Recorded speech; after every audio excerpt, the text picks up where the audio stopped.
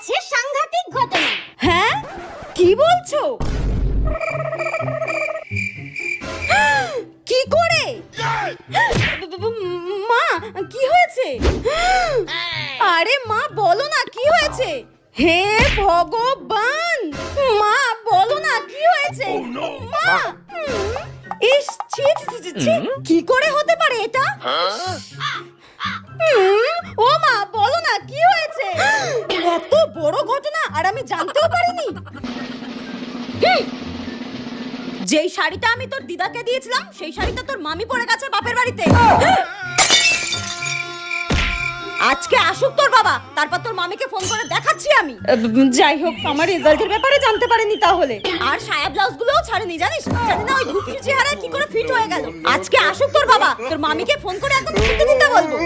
হে ভগবান, আর একটু হলেই কিডনিতে হার্ট অ্যাটাক হয়ে যেত।